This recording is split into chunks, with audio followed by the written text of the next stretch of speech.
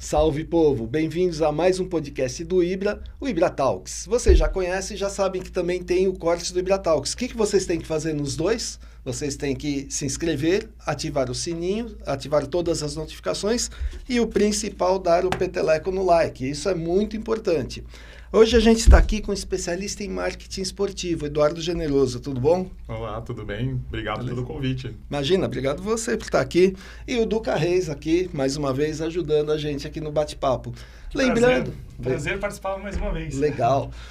Lembrando vocês que esse daqui é um podcast família, então você pode escutar na sala sem um fone de ouvido. É isso que é beleza, para você escutar. E eu vou falar do nosso patrocinador, que é a Editora Avilés. A Editora Avilés tem diversos livros, livros de autoajuda, livros científicos. Os meus livros de ficção são editados pela Editora Avilés. O livro do Ibra, o livro científico do Ibra, é editado pela Editora Avilés. E você vai encontrar a Editora Avilés em dois lugares. Um lugar muito grande, que é a loja do Ibra, ibravet.com.br/loja do Ibra, e um lugar que quase ninguém conhece, chamado Amazon, amazon.com.br. E o que você encontra? No site do Ibra, na loja do Ibra, você vai encontrar os livros físicos, os livros de papel. Na Amazon você encontra também os livros físicos, mas encontra os e-books. Tem muitos e-books lá para vocês também. E vamos bater papo aqui com o Eduardo. Vamos lá. Beleza? Me fala, dá a tua ficha corrida.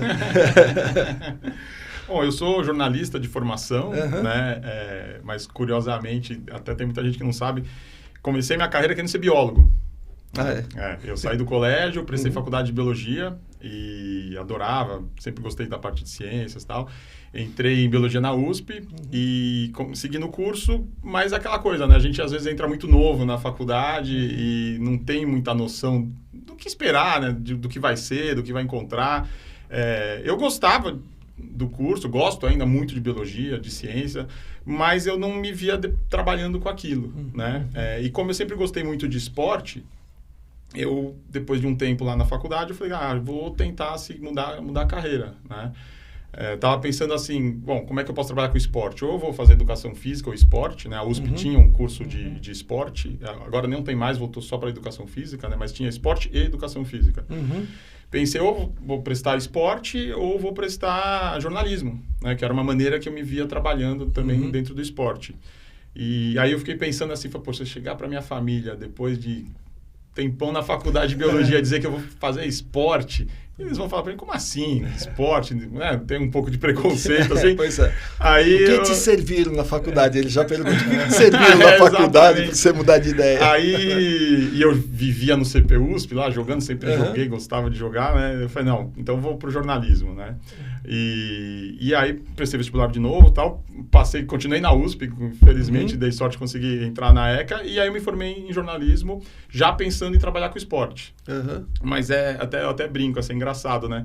Já entrando um pouco nesse lado do esporte no Brasil. Nenhum dos meus colegas de faculdade queria trabalhar com esporte. Ah, é? Só você lá? Eu era o único da classe que tinha o mínimo interesse pelo esporte. Né? Eu achava isso curioso. Né? Eu falei, poxa, né? Se você for pensar, uma faculdade da USP, né? Uma faculdade que todo mundo quer passar, tal, e as pessoas que estão aqui dentro não querem trabalhar com esporte. Por que será, né? Mas, enfim... Era política? O pessoal queria mais para o lado político? Política, economia, sabe? Então... E eu era o único que queria trabalhar com esporte. Tanto que durante a faculdade, a gente tem um jornal laboratório, né? Que a gente faz o Jornal do Campus. E eu criei a página de esporte, cobria as competições lá dos jogos internos da USP e tal. Foi bem legal. Mas, enfim, aí eu falei, não, vou por esse lado, vou tentar, né, trabalhar com esporte. Tinha também até a possibilidade de trabalhar com jornalismo científico, eu pensava nisso, porque, como eu falei, sempre gostei, né? Mas, dentro da USP, uma coisa legal que tem lá é que a gente tem a possibilidade de fazer matérias em outros cursos, né? É verdade. Isso é uma das coisas mais legais que tem, eu acho, da USP. Então, o cara que gosta, sei lá, de história, pode fazer uma matéria na FEFELESH, do curso de história, pode fazer matéria na geografia, você pode fazer matéria na pedagogia, enfim, tem essa possibilidade, né, de fazer matérias optativas. E eu fui para a Escola de Educação Física e Esporte da USP, fui fazer matéria lá. Tinha uma matéria de jornal, olha só que curioso. Jornalismo esportivo, como matéria, não tem no currículo, nem como optativa no currículo de jornalismo da USP. Pelo menos não tinha, acredito que ainda não tenha. E isso eu estou falando em 1999, né, ano que eu entrei lá. E aí tinha uma matéria de jornalismo esportivo no curso de Esporte e Educação Física da USP. Olha isso. E aí eu fui lá fazer essa matéria, né? Enfim, conhecia bastante gente da faculdade, né? Porque como a gente jogava, conhecia muitos dos técnicos dos times universitários, eles são do esporte, né, da USP, né? E o pessoal falou, não, GB, vem cá, GB é meu apelido, tá? Às vezes eu vou soltar, então não estranhe, hein? Vem fazer aqui, tem um curso, vai ser legal, tal. E quem dava o curso era o Paulo Calçade, o jornalista. Aí eu fui lá, fazendo o curso e tal, obviamente, poxa, já conheci o Calçade, né, de televisão, de rádio, de ouvi-lo, né? E me aproximei dele, batia papo toda hora e tal. E aí ele falou, olha, me pediram aqui a indicação, isso era 2001, para um estagiário para trabalhar no site do Ricardinho. Jogador do Corinthians, meio esquerdo do Corinthians. Então, precisando de um jornalista lá para escrever matéria para o site e tal. Era uma época que estava tendo muito essa questão dos sites, né, de jogadores, personalidades e tal. Falei, pô, me interessa, né? E fui conversar, uma agência de marketing esportivo chamada ESM. É uma agência que foi criada em 1999, eram 3 sócios. E eles falaram, a gente precisa de alguém aqui para... Né? Na época já estavam só 2. E eles falaram, a gente precisa de alguém aqui para ajudar a produzir conteúdo jornalístico, né, para o site do Ricardinho. Sobre como é que ele está, os treinos, a vida dele, não só dentro do futebol, mas fora e tal. Pô, legal. E comecei assim, entrei na agência como estagiário na época. E fiquei lá até 2018. Olha, exatamente. Você ficou 9 anos lá. Não, de 2001 a 2018, 17 anos. Aí fui efetivado, virei sócio da agência. Caramba. Depois de um tempo. O Nando, né, que é um dos fundadores, continua até hoje. A agência continua, é uma das maiores do Brasil. Luiz Fernando Ferreira, o Nando. E vivi minha vida lá, né? Minha vida dentro do esporte. E, curiosamente, o jornalismo acabou ficando um pouco de lado, porque eu comecei a trabalhar mais com o marketing. Né? Dentro lá, e uma especialidade da agência sempre foi desenvolvimento de projetos diversos, projetos de patrocínio, e vou falar um pouco aqui de alguns que eu acho interessante. E eu me interessei demais. Né? Eu falei, poxa, acho que não só deixei um pouco de lado essa parte de cobertura jornalística, né? Mas me envolver mais na questão do negócios do esporte. Acho que isso é a grande especialidade da SM, sempre foi olhar o esporte como negócio. Né? Uma coisa que é muito comum fora do Brasil, principalmente nos Estados Unidos. Né? Ah, sim. Lá é assim, totalmente negócio. Às vezes é até injusto a gente se comparar com eles. Tem que ter um pouco pés no chão. Mas o Nando sempre teve essa visão dentro da SM de que o esporte tem que ser negócio, ele tem que ser rentável. Que o esporte ele só vai ser... isso a gente está falando de lá de 2001 ainda, né? Que ele só vai realmente alavancar quando for olhado com um olhar de negócio. E a gente viu que nesses últimos anos que deu uma profissionalizada muito legal, né, dentro do esporte. Do que era em 2001 para o que é hoje... Mudou muito. Mudou muito. Ainda assim... Tem muito a evoluir, acho que anos-luz de chegar nos Estados Unidos, mas bem melhor do que era na época lá na agência. Eu lembro que a gente... O americano é mestre em fazer marketing no esporte, eles são mestres, total, né? Total, então, qualquer coisa visão, que você assiste lá é um show. Visão de negócio, visão de negócio, né? A gente estava até conversando como eles se preocupam com como é que eu posso sempre deixar melhor. Você acha que já está excelente, fala, o que eu posso fazer para deixar melhor? Para gerar receita, né? Sim. Então, a NBA, o que ela mais pode fazer? O cara foi lá e inventou um In-Season Tournament, que é tipo uma Copa do Brasil lá que eles criaram no meio, já teve semifinal em Las Vegas, e a final o Lakers ganhou agora, cada jogador ganhava $500 mil de prêmio do time campeão, fizeram um rebu, pintaram as quadras, já vende direito de televisão, já vende ingresso, já vende... Então, eles estão sempre pensando, né? Eu não sei se eu estou falando besteira, mas pelo que eu sei, a propaganda mais cara que tem é no intervalo do Super Bowl, não é? A mais cara do mundo. Não, né? e os caras disputam para... E as pessoas esperam para ver os comerciais que vão ser feitos para o intervalo do Super Bowl. Porque tem divulgação de filmes, inclusive. Exatamente, eles lançam muito filme, vai ser lançado no intervalo do Super Bowl tal produto, tal filme, tal série, incrível. O Steve Jobs lançou o Mac no meio do Super Bowl, né? Aí.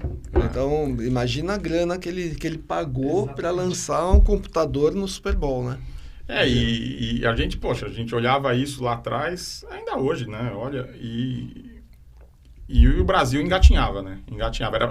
Foi uma época bem difícil no começo ali da agência, porque a gente trabalhava principalmente com esporte olímpico no começo, né? Era basicamente só esporte olímpico. Pior ainda, né? Mais difícil. Era muito ciclo. Então era assim, era um projeto, sei lá, para a Olimpíada de Sydney, que eles desenvolveram, e depois você ia ter o próximo só dali a 4 anos. Né? Sumia o esporte. O esporte olímpico no Brasil é a cada 4 anos, né? O pessoal não liga. Aí teve o PAN, né, de 2007, no Rio, que isso já ajudou um pouco. Depois veio a Olimpíada, né? O Brasil começou a ficar mais em evidência, cresceu bastante, né? Você vê o investimento que tinha na época dentro do esporte, o que tem hoje, muito melhor, né? Ainda, como eu falei, muito a se remar, né? Principalmente no esporte olímpico, mas não dá para comparar a estrutura do que era na época do que é hoje. Né? Eu acho que o Brasil está começando a se espelhar em Estados Unidos. Está começando a fazer algumas parcerias, né? Eu vou dar um exemplo do esporte que eu gosto, que eu sigo, que é de corrida, não Fórmula 1, eu sigo NASCAR, sigo o esporte americano. E a NASCAR veio para o Brasil, se associou a Sprint Racer e fez a NASCAR Brasil. Então, e já colocando coisas do molde da NASCAR, trazendo coisas do molde, que a NASCAR é um show, né? Você já viu a abertura da NASCAR? Já, é espetacular. É espetacular, é um show, assim, tem gente que quer assistir a abertura e não a corrida, né? Então, não, e é um evento, assim, de dia inteiro, né? As pessoas vão lá, passam o dia. Passam o dia, no né? autódromo. Exatamente. Exatamente. E tudo muito organizado. Por exemplo, tem aqueles trailers no meio da pista. Você não entra com o teu trailer e coloca na frente. Você tem que ter uma constância de ir. Aí, conforme você vai indo, você vai ganhando a possibilidade do seu trailer ficar mais próximo. Então, mas esse final de semana eu não vou. Pô, teu trailer volta. Sabe? Então, você tem que ter aquela constância e tal. Então, quase como se fosse aquele season ticket lá. Isso. Que você compra todo ano. Exatamente. Então, é tudo muito calculado. Então, aí você vê os outros esportes também, todos, são tudo nessa base, né? E o Brasil está começando a querer ir atrás disso. Eu acho bom. Mas a parte olímpica que você está falando é muito ruim ainda aqui no Brasil, né? É uma pena, porque o Brasil tem um potencial enorme, né? Enorme. A gente vê os resultados... Mas o pessoal também cobra muito assim, mas tem que dar mais exposição para o esporte olímpico, tem que aparecer mais, por que, sei lá, os principais programas esportivos na TV aberta não cobrem tanto esporte olímpico? Mas aí você vai olhar o outro lado e fala, tá bom, mas se não me dá audiência, se as pessoas não assistem, por que eu vou passar se o pessoal só vai falar do futebol? Então fica aquela coisa, mas se você passasse mais, nem eu falar só de futebol. E o problema é que... na verdade, assim, o futebol é uma parte da cultura do Brasil, né? Você não pode classificar ele como esporte. É que nem o samba, né? O futebol, a gente vive isso desde que a gente é pequeno. A gente cresce jogando futebol na rua, né? Sim. Hoje acho que menos. Agora menos. Mas assim, tem uma quadra se tem uma quadra no condomínio, que agora é no condomínio, vai jogar futebol ali, né? Então... É engraçado, eu tinha a sensação, eu falei, será que as crianças vão continuar gostando de futebol? Né? Eu achava que ia perder um pouco isso. E eu tenho uma filha de 8 anos, né, que treina futebol. Ela gosta de futebol, só que é um pouco diferente do que era na nossa época, né? Eu tô com quase 50, eu vejo as crianças... Não tem mais esse negócio de jogar na rua, né? Obviamente, mas aí é outra questão, jogam em outros lugares. Não, ou vai ser atropelado ou vai ser roubado, pois vai ser alguma coisa. Mas eu acho que o que mudou muito na nossa época é essa presença muito forte dos times internacionais, né? Na nossa época não existia isso. Não, tem criança que nem torce para time brasileiro. Torce lá pro Barcelona, torce para eventualmente o pai fala assim, quando minha filha vai treinar, ela tem um treino de...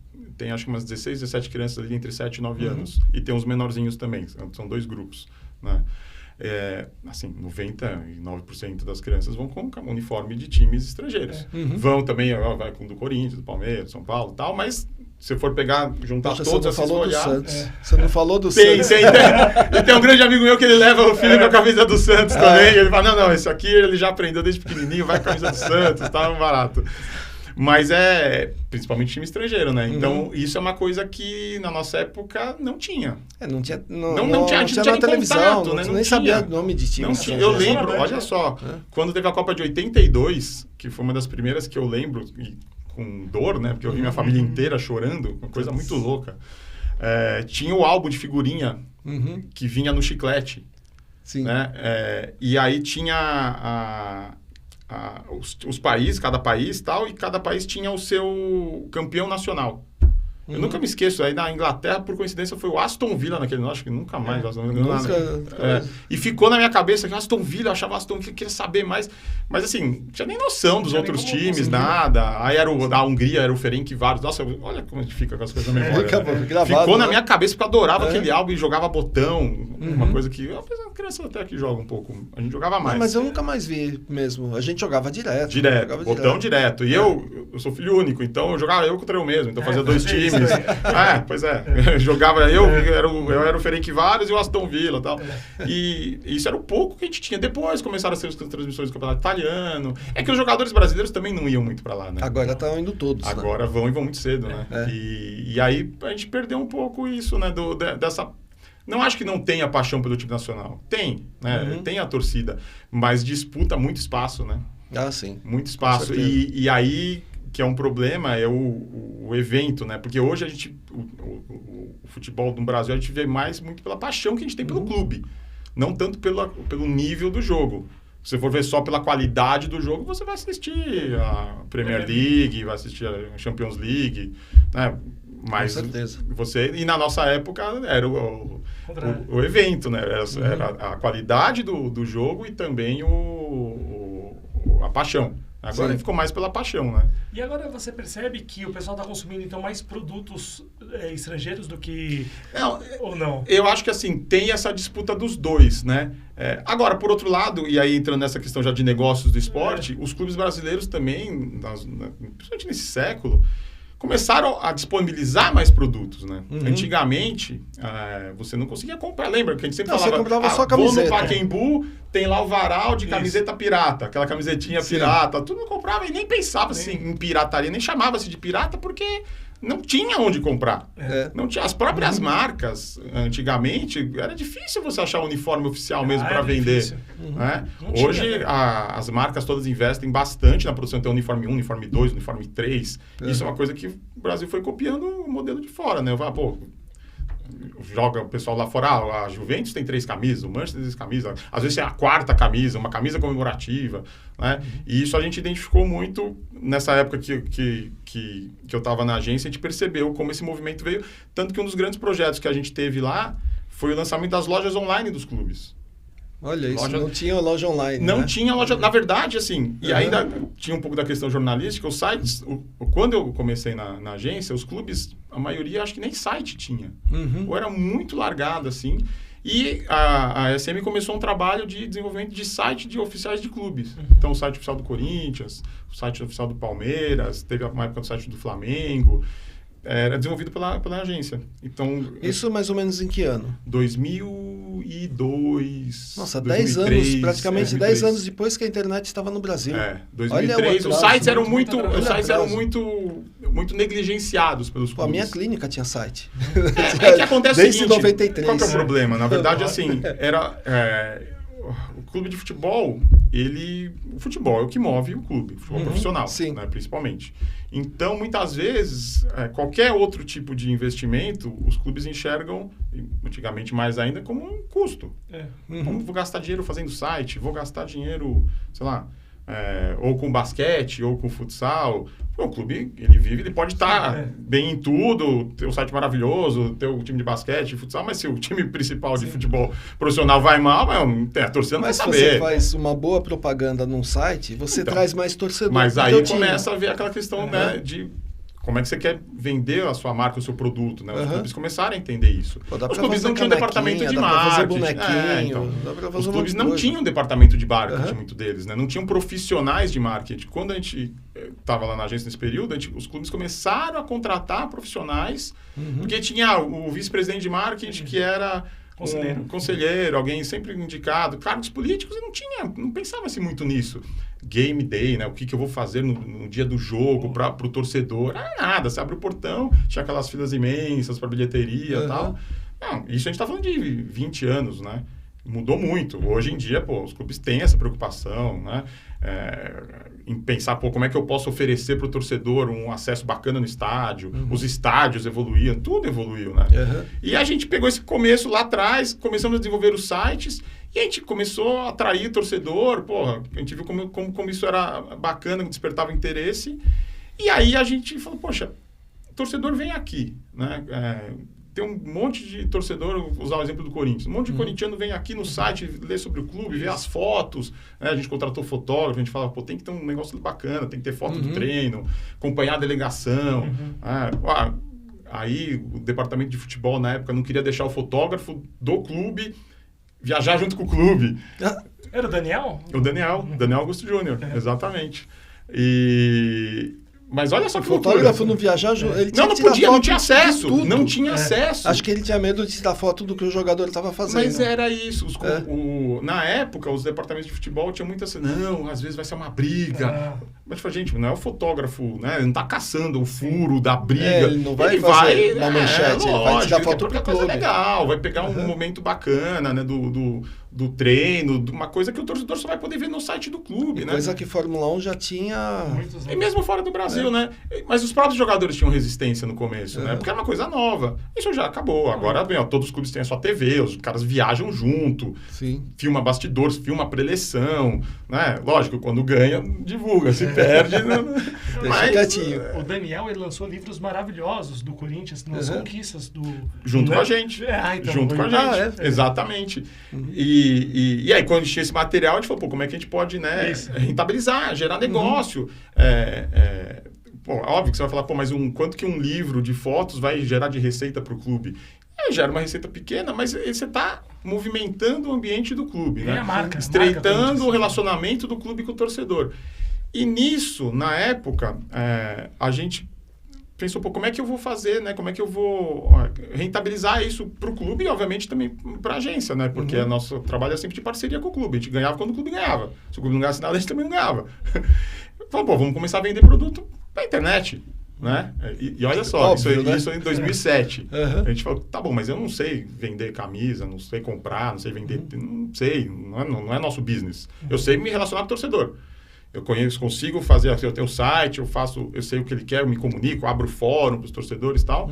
Fomos procurar, né, alguém que conhecesse disso. E, coincidentemente, o Nando, ele conhecia um dos sócios da época da Netshoes.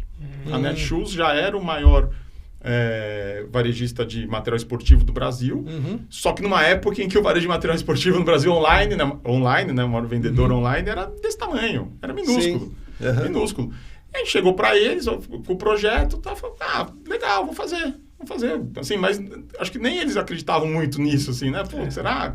Vamos tentar. Com clube de futebol, né? Mas no clube de futebol tinha muito aquele preconceito. Não, porque clube de futebol é tudo bagunça, só tem rolo. E não era assim, né? Isso já estava mudando. Não dava para você fazer negócio correto com os clubes, né? E aí o pessoal topou, o Corinthians foi o primeiro que abraçou esse ideia e falou, não, bacana, vamos assumir, vamos para cima, né? Era uma época que o marketing do Corinthians ficou muito em evidência, estava lá o Rosenberg como diretor de marketing, né, VP de marketing, o Luiz Paulo Rosenberg, que era um cara, assim, visionário, pensava muito nesse negócio, no lado negócio do esporte, ele falava, eu preciso gerar dinheiro para o clube, O clube estava vivendo um momento dentro de campo difícil, um momento político lá, eles tinham acabado de trocar a presidência, acho que o Andrés tinha assumido, o clube tinha caído para a segunda divisão, né? Então, você fala, imagina, ele falou, precisamos erguer o Corinthians.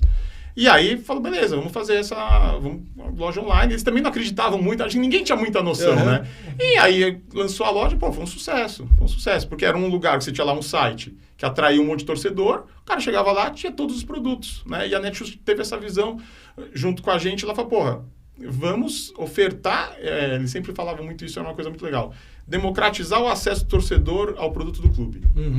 Então, vamos trabalhar junto com a marca de material esportivo, com o clube, encontrar fornecedores, e aí os clubes também começaram esse trabalho de desenvolvimento dos produtos oficiais, mas que não só do fornecedor de material esportivo. Então, a Nike, ela faz o uniforme do Corinthians, né, de jogo, de passeio e tal, mas aquela camisetinha lá de 40, 50 reais, 60 reais, a Nike não faz, e não é o negócio dela fazer isso, né? Ela tem outra produção, outra preocupação, e o clube achou o fornecedor para poder, entrou num acordo com a Nike e começou a desenvolver aquela linha de produtos. Aí vem os licenciados, o chaveiro, tudo e tal, mas principalmente a confecção, né?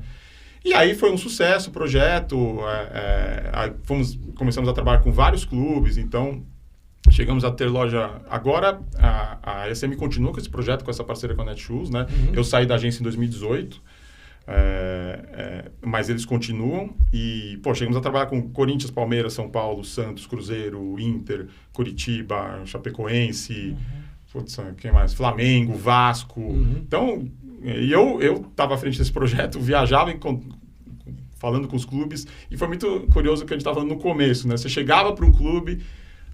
falava, vamos fazer a loja online. O que é isso? Como é que é? O que é uma loja online? Daí, como a gente começou com o Corinthians, né? Claro que você ganha evidência, né? Aí fica muita evidência. Por outro lado, tinha aquela coisa, mas você faz do Corinthians, você vai fazer do Palmeiras, né? Você faz do Corinthians, vai fazer do Santos, qual seria São o problema? Paulo. O teu nome não vai aparecer lá como gente, a faz. gente é um fornecedor, né? E a loja, todas as lojas até hoje, elas têm a cara do clube, né? Tem os produtos só do clube, não vai ter a camisa de outro time lá, então... mas, aí teve várias reuniões que eu vivi, assim, sei lá, 2008, 2009, eu chegava pro clube e o diretor falava, esse negócio de vender produto na internet, cara, isso aí nunca vai dar certo. Eu ouvi isso, assim, diretor de clube fala, não, nunca vai dar certo, porque, sabe, o cara quer ir no estádio comprar a camisa, se você abre uma loja online, você vai afetar... Nossa, falta de visão total. Vai afetar o meu público, vai menos gente no jogo, porque o cara quer ir no jogo para comprar camisa. Eu falei, gente, o cara quer ir no jogo para ver o jogo. E outra, os clubes, eles têm torcida fora da cidade.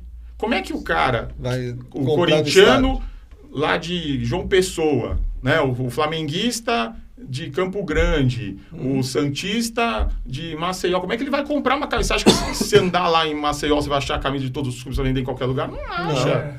Entendeu? Então, tem que ser pela internet. Mas que era um momento ainda que o e-commerce estava também crescendo, não era o que é hoje. As pessoas tinham muito medo de colocar o cartão de crédito. Tinha medo, tinha tudo isso, fraude, frete, não chega, não entrega. Mas eu acho que é falta de inteligência contextual.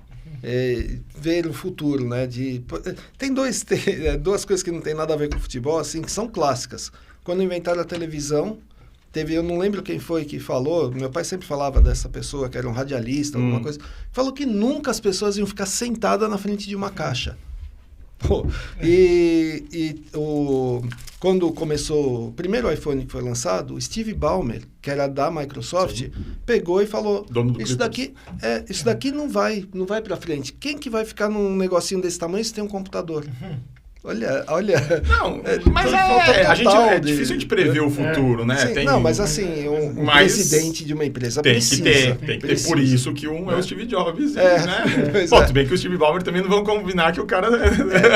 ele era mais ou menos bom.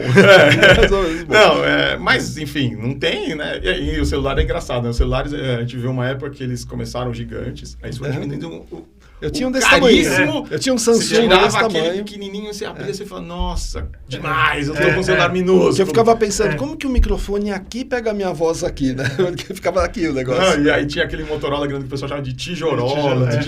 Eu tive aquele grandão, que era bom pra briga. Você jogava assim, na pessoa e saia correndo. Devia jogar o radinho de pilha no campo, né? Era bom aquele lá. Eu cheguei no campo com o radinho de pilha, olha só, os tempos, né? E aí os celulares agora já aumentando. Quanto maior, melhor, né? E o e-commerce, bom, hoje é uma realidade. Não, e eu acho que a pandemia deu um boom no e-commerce, né? Porque muita gente que não comprava passou a ter que comprar pela internet e aí viu que não é um bicho de 7 cabeças, né? Não, nada. Eu acho que até o e-commerce já tinha estabelecido antes. Não, já estava bom, mas acho que a pandemia deu um... Foi. Eu acho que o que a pandemia deu um boom foi no streaming. Também, não. Inclusive, quando eu saí da SM, eu fiquei muito tempo trabalhando nesse mercado. É um mercado muito desgastante, né? Porque o relacionamento com o clube de futebol sempre é meio conflituoso, tem muita troca de diretoria, troca política. Então, assim, sei lá, eu trabalho, você é o presidente do Santos, que é o seu clube. Eu trabalho, você fechou... Não precisa falar disso. Você me contratou, sei lá, a gente fechou um contrato para operar a sua loja. Aí... Fica seu mandato, acaba o seu mandato, entrou o Duca. Aí tem muito aquela... Mas será que tem algum rolo? Será que não gosto de você, vou buscar outro fornecedor, porque tudo que a outra diretoria fez é ruim. O meu primo faz também. Tinha muito isso. Meu primo faz. No começo tinha muito isso, muito. Hoje tem menos, tá? Não vou dizer que não tem, assim, até porque eu não estou agora também diretamente envolvido nisso. Mas, então, toda vez eu tinha que ir lá mostrar, defender, e explico, não é certo, é sério, tá aqui os números. Às vezes tinha muito isso, uma diretoria não passava para outros números, ou não falava o número certo, o cara achava que não. Tinha de tudo. Então era bem desgastante, né? E futebol, esporte em si, você trabalha muito qualquer hora, né? Então, meia-noite, 1h, tem jogo. Jogos acontecem feriado, fim de semana, feriado, não tem final de semana. Semana à noite. E aí o cara te liga a qualquer momento. Você quer lá, o preço da camisa tá errado. Não pode fazer promoção. Não combinamos isso, não combinamos aquilo. Não, tinha de tudo. Então isso aí foi me cansando. Chegou uma hora que eu falei, não, preciso dar um tempo, né? E como eu estava mais envolvido no futebol, o futebol era que exigia mais, né? A gente tinha outros projetos. Não, assim, tem muita parte gostosa. A gente fez muita coisa legal lá que dá orgulho e que dá uma lembrança boa. A gente estava comentando, não sei se vocês se lembram daquele projeto O Timão é Sua Cara. Quando o Corinthians fez, foi um projeto nosso, junto com o Departamento de Marketing do Corinthians. Mérito total ali do Caio e do Rosenberg também, que abraçaram isso. Foi de colocar a foto dos torcedores na camisa. O Corinthians estava na Série B o Corinthians passeou, né? E aí foi, como é que a gente pode, né, falar que o torcedor carregou junto, teve o Eu Voltei, né? Até tocou no estádio, a música do Roberto Carlos.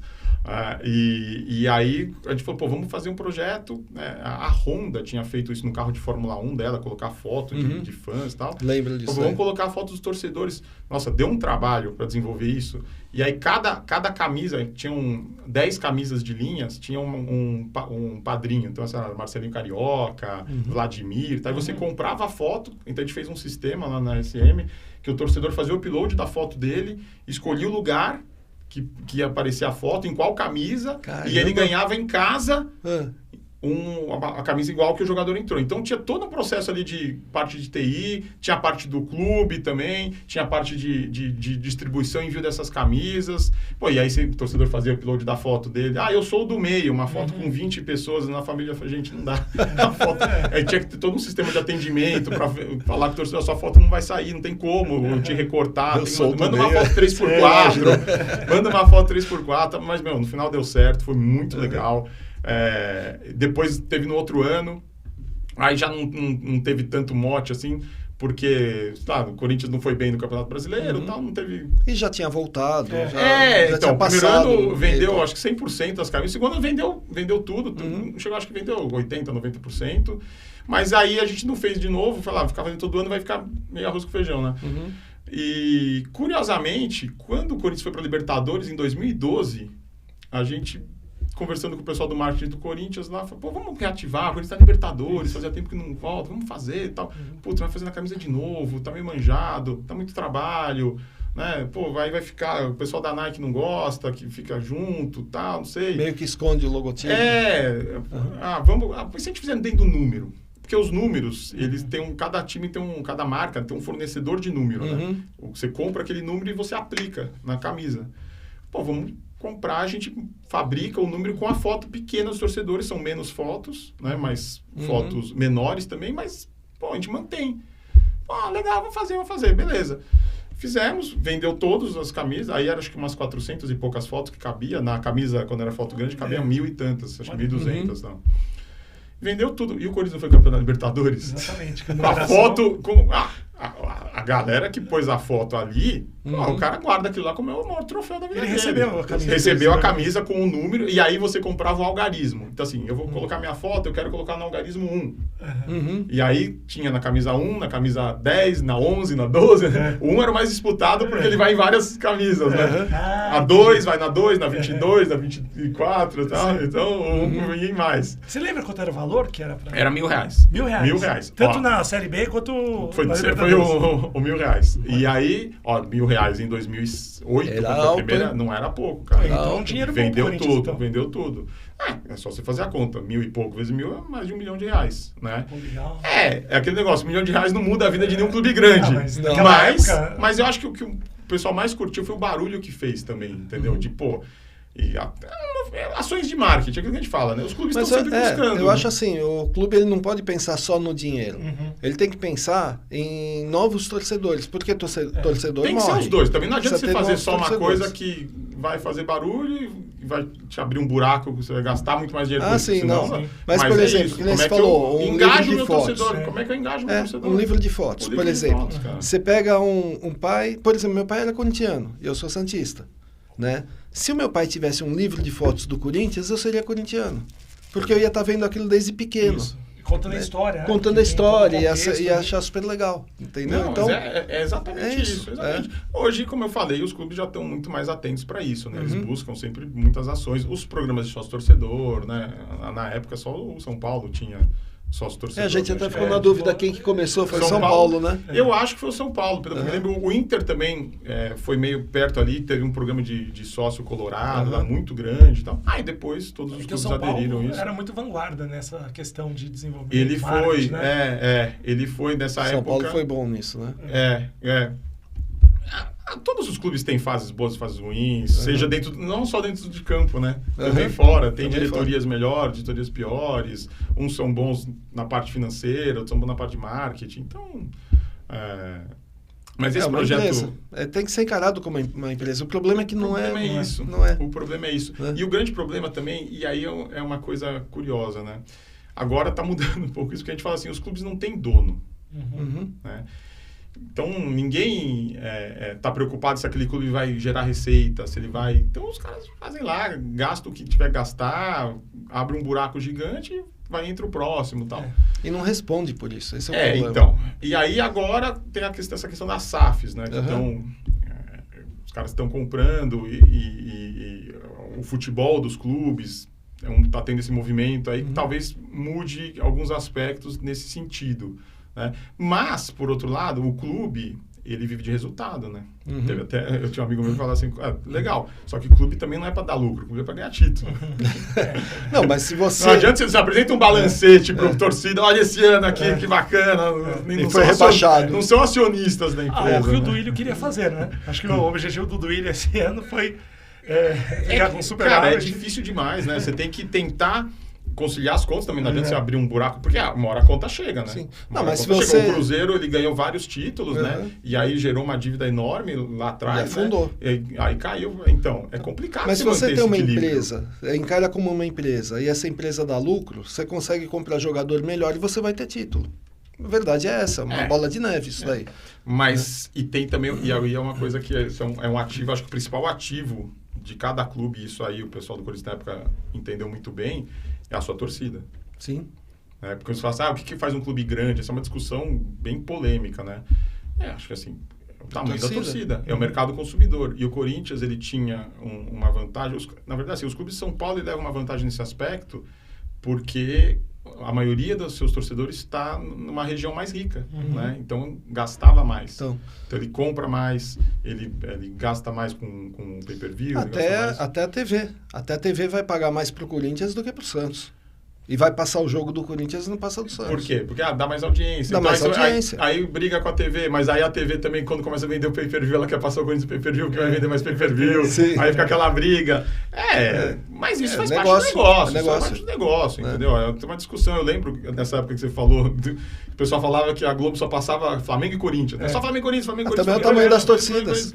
Tamanho das torcidas. Foi uma época que todos os jogos fora de casa era Corinthians que ia. É impressionante. Os outros 19 jogos. Aí o Corinthians fala, tá bom, então por que eu não ganho mais que todo mundo? Aí começa, mas é negócio. Acho que essa discussão é saudável, faz parte.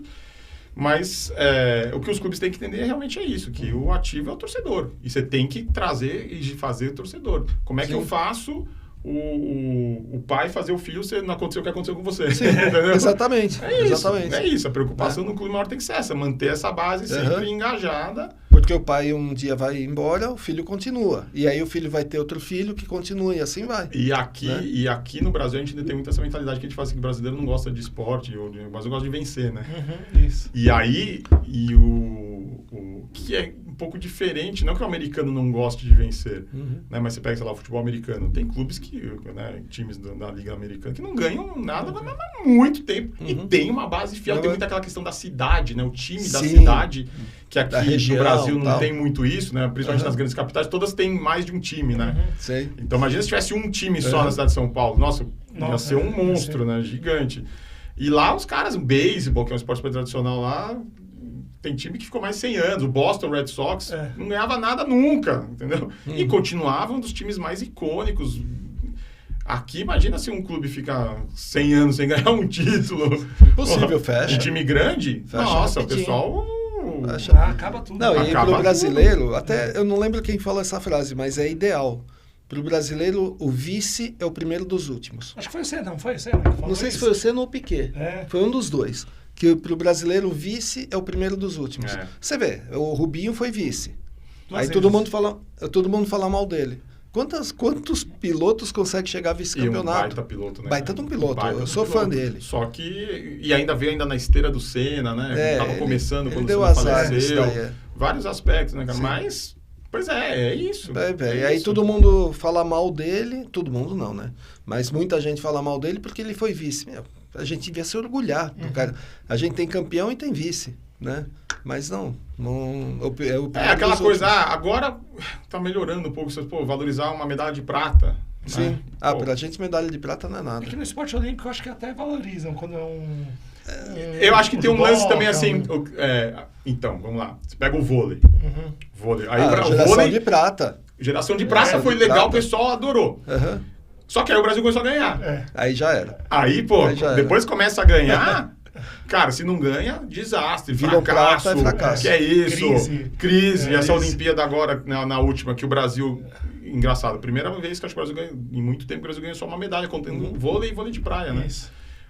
Foi a prata do feminino, que ninguém esperava muito, né? Quase não vai, conseguiu chegar na final. E o masculino tava mais, cresceu na competição, aí perdeu a semifinal e perdeu o bronze para a Argentina ainda. Nossa senhora, pelo amor de Deus, como é que pode? O vôlei, né? Cara, o vôlei é dificílimo. O nível de competitividade no mundo... Muito alto. Nossa, é muito alto, muito alto.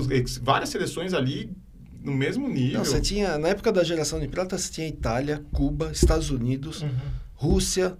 Eles não eram brincadeira, não. Os caras não eram brincadeira. Pois é, e agora continua. Continua. Hoje você tem, que mudou um pouco. Eu lembro naquela época a Itália ganhava todas as ligas mundiais e não ganhava uma medalha de ouro na Olimpíada. Exato. Não tem medalha de ouro na Olimpíada. Pois é. Um dos países mais tradicionais do vôlei, cara. E na verdade agora está voltando, né? Mas a Itália ela deixou de ser do país do vôlei quando teve a Operação Mãos Limpas, que o dinheiro vinha de lá. Aí quebrou tudo, né? Os brasileiros que jogavam lá voltaram para cá sem dinheiro. Voltaram sem receber, voltaram para o Brasil sem receber. Aí a Itália afundou, né? Mas a Itália era... Mas tem tradição, né? E tá voltando. E o Brasil criou essa tradição e aí o torcedor cobra Cobre o título. E sabe que eu jogava vôlei bem nessa época. Eu era da seleção do Ibirapuera. É mesmo? Eu com 1,83 eu era atacante. Pois é, hoje nem líbero. Era um líbero. Não, eu não serviria nem para ficar do lado da quadra para pegar a bola que sai. Sabe? O gandula da... o vôlei é um esporte incrível, assim, como isso pegou pro brasileiro, né? É uma das coisas mais legais que a gente fez na época de SM ali, que eu participei diretamente da construção, foi o time de vôlei de Campinas, que joga a Superliga até hoje. Né? Em 2010, a gente fechou um patrocínio com a Medley, né, empresa lá de Campinas, e criamos o Vôlei Medley, para jogar a Superliga masculina em Campinas. E vocês eram os donos? Os donos do clube. Exatamente. A gente pegou era o clube empresa? Dentro tem um pouco diferente, né? Porque tem a questão de você tem que ter uma entidade esportiva, mas é um clube empresa, por pensar assim. Focado em resultado, tanto dentro de quadra e resultado também tem que se pagar, né? O clube tem que se pagar. E muito legal a gente pôde ver de perto a paixão que o brasileiro tem pelo vôlei, né? O clube já está na sua 13ª temporada, foram acho que 3 anos de vôlei medley com a Medley, depois a Medley entrou a Brasil Quirim, né? Manteve sempre em Campinas. O Maurício, o levantador, ele é o padrinho do clube, né? Foi quando a gente criou o clube, ele era de Campinas, ele foi padrinho. O André Heller, ele atuou no clube nas primeiras temporadas, hoje ele trabalha na parte de direção do clube. E aí aquela coisa, quando você dá retorno, você tem números, né, para mostrar, você vai atrás de patrocinador. Então saiu a Medley. Aí a gente foi buscar outro patrocinador, captou a Brasil Quirim. Aí a Brasil Quirim saiu do Brasil, foi vendida, né, pela a Heineken comprou e tal. Veio o Vôlei Renata, Pastifício Renata, né? Já está lá agora, já faz acho que uns 6 anos. Foram 3 anos de Medley, 4 anos de Brasil Quirim, agora o Renata. E aí é um projeto muito legal, porque tem formação de atleta.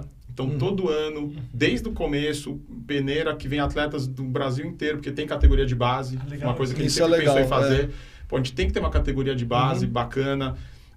Cara, é muito legal. Na hora da peneira vem gente assim, tipo, sei lá, de 15, 16 estados, assim, todo mundo, garotos de todo lugar do Brasil, cada vez mais alto, né? Impressionante. 2 metros, 2 metros e pouco. Porque eu morava perto do Clube Banespa, e quando eu fui morar lá por volta dos anos 1990, e assim, era lotado a peneira do Banespa, era lotado. Só que depois perdeu isso. O Banespa teve mais time de vôlei. E aí é bacana você falar isso, que lá em Campinas continua isso. Continua, é uma das coisas que o pessoal tem muito orgulho. Inclusive, quem toca essa parte operacional do time, né? É um colega meu que eu conhecia na época de USP, né, o Fernando Maroni. Ele trabalhava no Banespa, nas categorias de base do Banespa, a gente trouxe ele no início do projeto para ajudar a construir uma pessoa que entende de vôlei, né? E aí a gente foi montando equipe, foi aumentando investimento. No começo o objetivo era classificar para o playoff. Bom, agora já ganhou vários títulos paulistas, chegou na final da Superliga já. E você tá ainda com esse time? Não. Aí quando eu saí da agência, que eu te falei, eu participei da criação, eu fiz a captação do patrocínio para a Medley, fui na reunião lá na Medley, eu não me esqueço até hoje. Muito legal, tal. A gente ficou bem feliz quando a gente montou o projeto. No começo a gente estava super receoso, assim, falou, cara, como é que a gente vai, né? Vendemos, agora temos que entregar, né? Sim. Mas aí a gente sempre busca as pessoas certas para fazer esse tipo de desenvolvimento, né? Não sou eu que vou escolher o time de vôlei, não manjo de vôlei nesse nível. Você tem que buscar alguém que entenda, né? Então foi o Maurício, foi o Maroni, depois vieram os jogadores, o Heller continua. Mas aí eu tava mais sempre do lado do futebol, aí que eu falei, chegou uma hora que eu falei, preciso dar um tempo. Aí nasceu minha filha também, tem sempre essa coisa, né? Quando você vira pai, você muda a sua vida completamente. Completamente. Né? Na verdade é assim, você chamava Eduardo antes, agora você é pai da Marina. Exatamente. Não, minha filha ainda, ela nasceu super prematura. A bolsa da minha esposa estourou assim do nada, tá tudo normal na gravidez, com 26 semanas. Nossa, não estava formado, nem pulmão formado. Eu não sei se todo mundo sabe, quem nunca teve filho, às vezes não sabe o que é semana. A gente conta em semanas, né, a gravidez. Né? A gente faz 6 meses, 7 meses, 8 meses, depois você tem filho e sabe que são semanas. São semanas. Ela nasceu com 6 meses. Nasceu 10 semanas antes, praticamente. É mais, 38 semanas que eles falam que é o atermo. 36 assim. até 38, isso. né? Mais ou menos. Enfim. Ela nasceu, felizmente, ficou 115 dias internada no Santa Joana, né? 95 na UTI. Imagino como você dormiu bem. Nossa, sim, virou do avesso a vida, né? Graças a Deus, assim, pô, tá ótima, não ficou com nenhum tipo de sequela, assim, foi... Mas aquilo mexeu muito comigo, né? Minha esposa também. E aí você fala assim, poxa, como é que eu...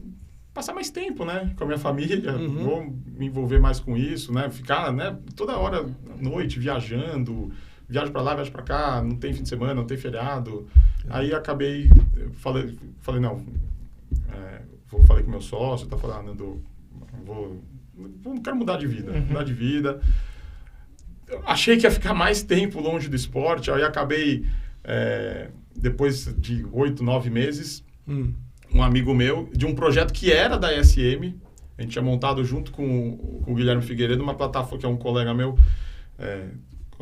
outro que teve uma vida muito louca também, dentista formado pela USP, montou agências de turismo de clubes, então ele criou a Futebol Tour. Tinha Palmeiras Tour, Santos Tour, que nem a gente fez com as lojas online do clube, ele fez com o turismo. Com turismo. Aí ele saiu dessa parte de turismo, foi trabalhar uma época na Globo, tava tocando o projeto dos telões dos estádios, aí ele chegou um dia com uma ideia, depois que ele saiu da Globo, falou, a gente tem aqui uma ideia de lançar uma plataforma de streaming para transmissão de eventos esportivos. Vamos transmitir tudo que não passa. Né? Então, assim, se você for pensar, a gente tá falando do vôlei. Baita esporte, todo mundo gosta, sei lá, mais da metade dos jogos da Superliga não passava. Ninguém via. Pô, eu quero construir montar uma plataforma e tal. Levou lá pra SM, a gente achou legal a ideia. Falou, beleza, vamos fazer. E montamos esse projeto junto. E aí lançou o projeto, aí eu acabei saindo da empresa. Aí a SM também saiu do projeto enquanto eu estava fora, o Guilherme assumiu todo o controle da N Sports, e ele me chamou. Falou, Generoso, volta aí, vamos, né, eu preciso de alguém para tocar a parte comercial do streaming, a gente está começando a captar. A Netshoes foi o primeiro patrocinador, né, porque a gente estava na SM ainda, a Netshoes foi o primeiro patrocinador. Então, inclusive, o pessoal achava que o N Sports era por causa da Netshoes, né? Mas foi o N de Sports. N Sports. N Sports. O N, na verdade, era um N de...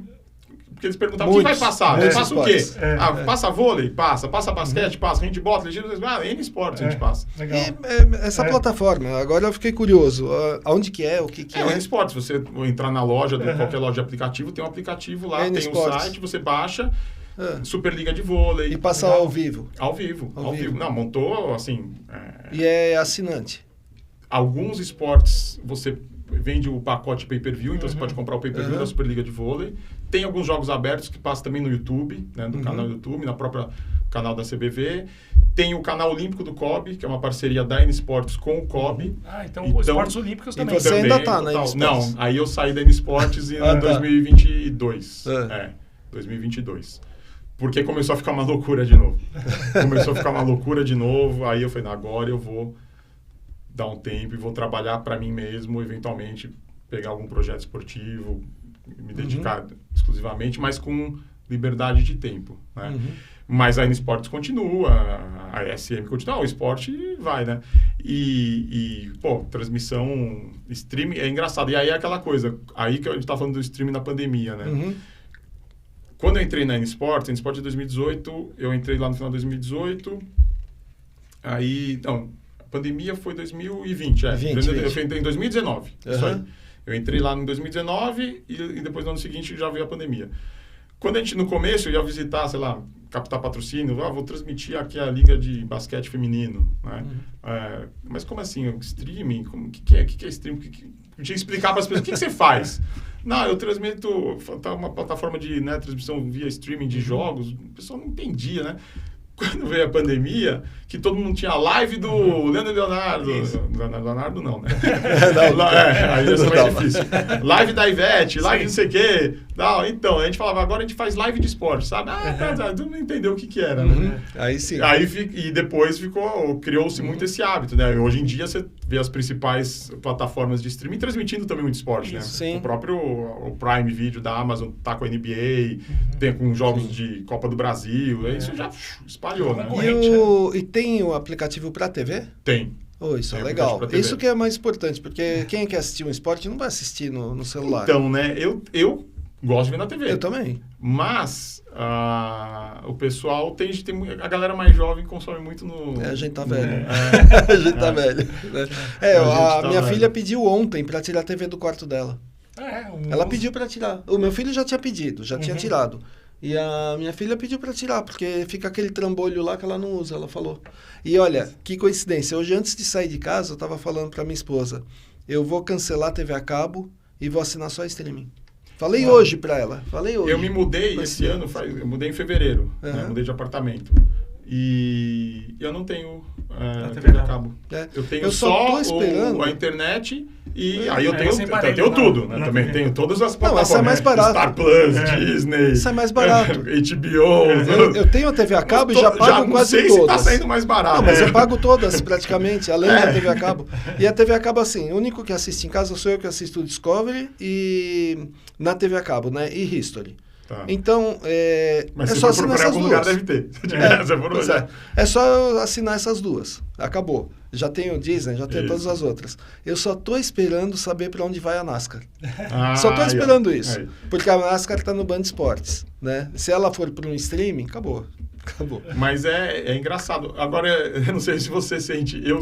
Uma coisa que eu sinto falta, eu gostava de sentar na TV, pegar o controle, sei lá, da net e ficar mudando. Aí passa um filme, aí você tá lá, aí passa o Poderoso Chefão. Aí você para você tá na metade. Então, mas o cara pegar o canole lá. Isso já tá me dando raiva. A minha TV ainda dá, a Vivo, dá pra você voltar. Alguns canais dá pra voltar. Porque você pega na metade. Eu quero pegar do começo. Então, eu já era o meu contrário. Eu parava e via o filme. Mas eu também fazia isso. Mas hoje, você fala assim, mas tá o Poderoso Chefão lá, você pode, sei lá, na HBO, pode assistir. Não. Mas eu nunca entro pra ver. Eu via toda vez que passava. Eu agora... Eu tenho entrado direto, ainda mais agora, eu faço esteira, eu boto o celular lá e fico assim, Netflix. Aí sim, aí tudo bem. Aí depois eu termino na TV, porque eu não assisto o filme todo na esteira, que eu vou morrer, né? Aí eu assisto lá... Senhor dos Anéis na esteira. Já imaginou? Aí depois eu vou pra TV e termino de assistir. Então, mas eu quase não tenho mais ligado TV. O que eu tenho ligado, assim, de canal mesmo, é pra ver a NASCAR. Eu vejo o NFL, hoje é o que eu mais vejo. Eu assinei o Game Pass, eu já tinha o Game Pass da NFL, que eu comprei lá, assinava por fora, quer dizer, eu assinava lá internacionalmente, né, no site deles. E aí eu punha pra assistir no tablet e tal. E agora eles têm a DAZN. Então... Quando eu fui renovar, eles falaram, você tem que baixar o aplicativo da DAZN e tal, porque agora a NFL é DAZN, aqui pro Brasil. E aí eu agora, a mesma assinatura que eu tinha, eu só renovei, mas eu tive que instalar o aplicativo da DAZN para ver o NFL. Aliás, vai ter aqui NFL, né, na Neoquímica Arena, né? Não, calma. Quando? Não. Peraí. Eu ouvi alguma coisa assim também. Não, foi oficializado a parceria. Vai ser um jogo de... Eu não sei se é temporada regular ou se é um... Não, deve ser da... Isso era um sonho antigo que o pessoal do Corinthians sempre falava, né? Isso. Porque é difícil você ter um jogo de futebol americano, porque a estrutura dos estádios, principalmente a questão de vestiários, são muitos atletas, cara. São muitos atletas. Os times de futebol americano têm... 44 jogadores, alguma coisa assim? Não, o universitário tem mais, né? Mas fora os que vêm junto, né? O staff é muita gente, cara, é muita gente. E o custo, né, cara? Porque quanto que essa galera vai cobrar para vir para cá? Pois é. É muito caro. Porque o México tem muito, né? O México... Começou com o México, na verdade, né? Mas o México é só atravessar a rua. Jogos de pré-temporada no México, né? E aí tem jogo da temporada regular. E agora já tinha na Inglaterra, a gente já faz umas 4, 5 temporadas, um bom tempo, tem jogos na Inglaterra e na Alemanha. Olha. Esse ano teve na Alemanha. Eu não lembro se foi em Berlim, se foi em Munique, agora eu não lembro onde é que foi, se foi em Frankfurt, acho que foi em Frankfurt, que teve, acho que 2 ou 3 jogos lá. E parece que vai ser em setembro, porque vai ser aniversário do Corinthians, né? Ali no mês de setembro, 1º de setembro. Mas nessa temporada próxima já? Próxima já. Temporada 2024 e 2025. Olha, que interessante. Inclusive nas férias. Vai lotar, estádio. Vai lotar. Talvez porque muita gente assiste. Eu não assisto. Eu preciso começar a assistir. E talvez aumente a capacidade. É o que eu tenho medo, porque assim, eu já perco 4 horas do domingo, todo domingo, assistindo NASCAR. Às vezes 6. Então, quando sábado, é Charlotte... Sexta, sábado e domingo, né? É que sábado normalmente é num horário assim, à noite e tal, que a gente já tá em casa. Eu tô casado, a gente fica em casa. Mais ou menos, você sabe, né? Tem filho. Então já é um horário que... Sábado à noite quer dizer 7 Mas horas. domingo é 3 da tarde, 4 da tarde. Você perde o domingo, né? E se eu pegar e começar a assistir NFL, aí eu perdi a vida. Não, porque, mas tem uma vantagem. Que minha esposa fala assim, pô, mas você fica o dia inteiro, porque eu torço pro 49ers. Você torce? Não, eu torço. É muito curioso. Outro dia eu tava nervoso no jogo, que ele ficava antes com o futebol. Hoje eu falei pra ela, você não pode reclamar, porque eu não vejo mais jogo de futebol. Não vejo mais jogo de futebol. E futebol você tem o ano inteiro 500 jogos, assim, né? Sim, se for pensar só do seu time, você já joga o Paulista, brasileiro, Copa do Brasil, não vejo. NFL são 17 rodadas, os playoffs ali, e é só domingo, né? Eventualmente quinta-noite e tal. Então você não pode reclamar. Termina rápido, né? Bem menos. Mas é que vai somar com a NASCAR. Não, que eu não vou largar a NASCAR. Não vou largar. Cada um escolha só um vício, mantém. Tem que escolher um vício só. Não tem jeito. Então você vai estar lá no estádio? Putz, vou ter que ver. Se for o 49ers, então... Vai ser obrigado. Nossa. Vai ser obrigado. Não, tem que ver, né? Tem que ver. Claro que os jogos de pré-temporada, assim, o time principal, os principais jogadores, eles jogam... Mas é questão de 5 minutos mesmo, né? Aí eles trocam. Então você vai, sei lá, vou ver o Patrick Mahomes, lá, que é o principal quarterback hoje lá do Kansas City Chiefs. Ele vai jogar... Não joga nem o primeiro quarto inteiro. Ele joga ali um drive, que eles chamam, né? 4, 5 jogadas e já sai. Porque ele pode se machucar, né? Imagina, machucar na pré-temporada. Que é um jogo que, pô, pra machucar... Machuca muito? É mais que futebol? Machuca.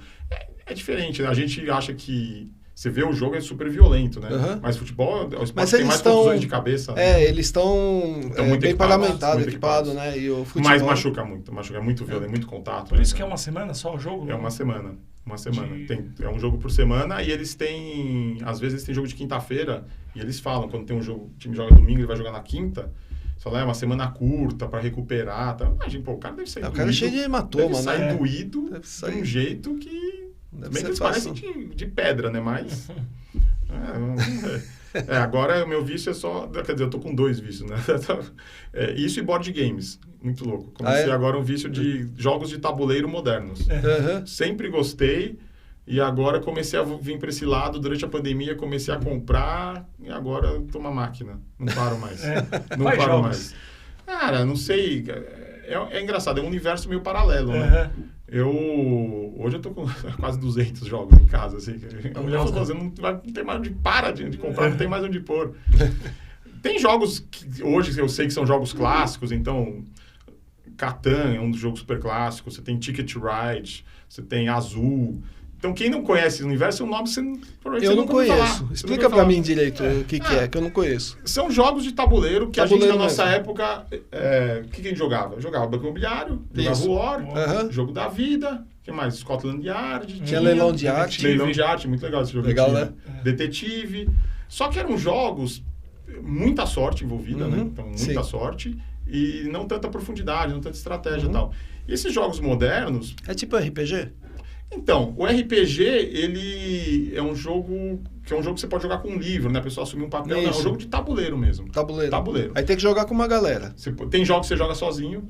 Legal. Tem jogos que eles chamam com modo solo, jogos feitos por uma pessoa. Né? E tem jogos para você jogar com galera. E tem vários tipos de jogos que eu acho muito legal. Então, tem jogos que são jogos enormes, que você vai jogar, sei lá, um tabuleiro do tamanho dessa mesa... com 3, 4, 5, 6 pessoas, e o jogo vai demorar 4 horas, 3 horas. É uma experiência. Tem jogos jogos abstratos. Esse Azul, que eu falei, é um jogo muito abstrato. Você compra pequenas peças que são azulejos, você tem que montar o seu tabuleiro e você vai fazer pontos conforme você vai montando. Tal. Então eu jogo contra você, podemos jogar em 3 pessoas, em 4. E ele tem uma profundidade estratégica, só que ele tem jogos de regra simples, tem todo tipo. Então tem jogos que tem regras muito simples, que você pode jogar com uma criança de 8 anos. Eu jogo com a minha filha. Tem vários jogos que eu jogo com ela. Mas esse mesmo jogo, ele vai ser tão divertido, ou mais até, se eu jogar com você. Porque, obviamente, vai ter uma outra profundidade. Né? Fazendo um paralelo assim, você consegue ensinar uma criança a jogar xadrez. Sim. Né? Só que a regra não é complexa. Com adulto é diferente. Exatamente, né? Só que esses jogos, aí tem tabuleiros maravilhosos, miniatura. Então tem jogos de propriedades intelectuais. Tem o jogo do Alien. Tem 1000 jogos da Marvel. Tem um jogo que é super famoso dentro dessa comunidade que chama Zombicide. Que são pessoas num mundo apocalíptico cheio de zumbis, você vai andando no tabuleiro, já vem aparecendo zumbi, você joga dado, tem que matar o zumbi. Então, assim, cara, tem todo tipo... E tem jogos, tem um jogo que foi lançado recentemente, chama Hegemony, que é um jogo político. São 4 pessoas. Aí você tem que jogar em 4 pessoas. É um jogo que demora umas 4 horas. Então você vai ser o governo, você vai ser a classe média, o outro vai ser, sei lá, o proletariado, e o outro vai ser os capitalistas empresários. É um jogo e... esse eu não consegui jogar ainda. Meu amigo comprou, me chamando, não consegui jogar, fiquei morrendo de vontade de jogar. Ele falou, cara, surreal. É um jogo complexo, de regras, que cada um tem o seu papel. Então o governo tem o papel dele, ele vai, sei lá, tentar aumentar os impostos, mas é o empresário fala, mas eu não estou conseguindo, então eu vou ter que demitir, o cara tentou fazer greve, e aí cada um tem que tentar puxar para o seu lado, trabalhando em conjunto, e no final você vai ver quem que vai ganhar mais pontos, cada um pontuou de uma maneira diferente. Que barato. Cara, é um universo assim... Eu sempre tive esse lado meio geek, né? Agora é geek, na nossa época era nerd. Né? Era nerd. Nerd. Eu sempre tive esse lado... Que era CDF, depois virou nerd, e aí agora é geek. Eu sempre tive isso. Fui agora na CCXP, naquela feira feira geek, né? Primeira vez que eu vou, meu amigo falou assim, a gente tem que ir. Eu falei, não, mas será que é legal? Cara, surreal. Muito legal. Essas coisas são legais. Eu fui naquela que o pessoal vai de cosplay, como é que é o nome? CCXP. Não, foi uma que foi no Campo de Marte, não era CCXP, era uma outra. E, assim, é pra uma vez na vida. Pra mim era uma vez na vida. Eu não fui fantasiado, confesso. Assim, eu também não. Eu fui, fantasiado não. Não, vai muita gente mas é muito legal você ver, assim, você vê o personagem. O cara tirei várias faz... fotos com as pessoas vestidas, os caras investem tempo, assim. Tirei foto com o cara, parecia o Hagrid lá do Harry Potter. Então, muito legal. Eu sempre gostei de quadrinhos, né? Quando era criança, eu gostava muito dos quadrinhos, gostava desde meu pai, Fantasma e Mandrake, lembra? Eu gostava de super-herói, gostava de Turma da Mônica, gostava de todos os quadrinhos, né? Gostava muito de super-herói. Criançada hoje não tem mais quadrinho, né? Então, ainda na Marvel. Mas eles gostam muito... A Marvel, ela deu um boom por causa dos filmes, né, cara? O filme... Mas assim, o Tio Patinhas ninguém conhece mais. Ninguém mais sabe o que é. A Mônica mantém, né? Mônica ainda mantém, mas não é tanto como... Todo mundo tinha Mônica. Tem muito hoje aquela questão do mangá, né? Eu não sou muito de mangá, mas também não. A galera adora. Tinha muita gente na CCXP vestido de personagens lá. Mas é um evento muito legal, cara. Eu achei... É um mundo... bem bacana, cara. O Bruce Dickinson foi lá também na CCXP. E ele falou... Bruce Dickinson, não sei se tu não sabe, é vocalista do Iron Maiden, talvez. Pode cair aqui. Mas ele falou, tinha um palco, né, grande ali. Galera pirou a hora que ele chegou. Ele falou, não, eu também gosto de jogar jogos de tabuleiro, jogos de combate. Aí a galera, o máximo, cara. Mas gastei bastante lá. Comprei, tem a parte dos artistas também, então comprei camisas da Rebordosa, então os artistas brasileiros, a Laerte estava lá também autografando, aí a Rebordosa, Bob Cuspe, o pessoal dessa geração, nessa época, eu adorava, cara, pegar a camiseta da Rebordosa, do Geraldão. Do Geraldão, a esposa foi junto? Na verdade, estava a esposa vendendo. A esposa de quem você está falando? Não, tua. Não. Não foi. Então, aí eu imagino a cara dela na hora que você chegou com as sacolas. Imagina.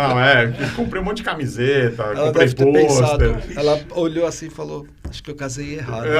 Acho que eu casei errado. Ela gosta, até jogos de tabuleiro. A CCXP não é tanto uma feira de jogo de tabuleiro, né? Ela tem também stand de editoras de jogos de tabuleiro, mas ela não é tanto uma feira. Tinha alguns. Mas é mais nesse mundo... Mas todos os grandes estúdios, né? A Netflix estava lá, tinha um estúdio enorme. Foi a Globoplay, a Prime Video, né? Aí tem o stand da Xbox. Onde foi? Foi lá no Expo São Paulo, lá na Imigrantes. Na Imigrantes, tá. Imigrantes. Inteiro. Nossa, aquele negócio é enorme. Inteiro. Eu fui na quinta-feira, falam que é o dia mais tranquilo, e depois, pelo que eu vi mesmo, parece que no sábado é um negócio assim... Surreal, cara. Mas é um universo agora que eu entrei e me divirto. É uma coisa que eu gosto de brincar com a minha filha. Então, assim, tirar um pouco de tela, né? Acho que isso é uma coisa difícil porque hoje tá ruim. É difícil, cara. É difícil você controlar as crianças. Obviamente, você não pode excluir a tela da vida deles, porque faz parte hoje, entendeu? Vai excluir do mundo a pessoa. Não existe. Mas, por exemplo, você está colocando tua filha no universo que ela vai raciocinar. Ela precisa raciocinar num jogo, tudo. Isso. E na tela ela não precisa raciocinar, ela só consome o que o outro raciocinou.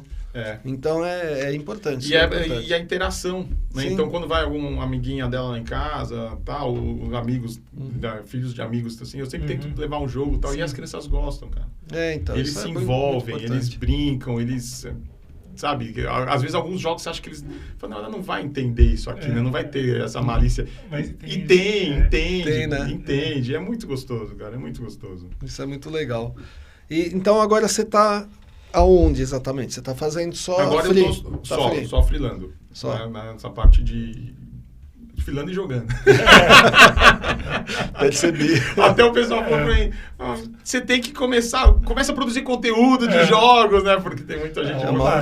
Dá certo. Eu falei, eu vou fazer um canal Boards and Drinks, que eu gosto muito de coquetelaria, né?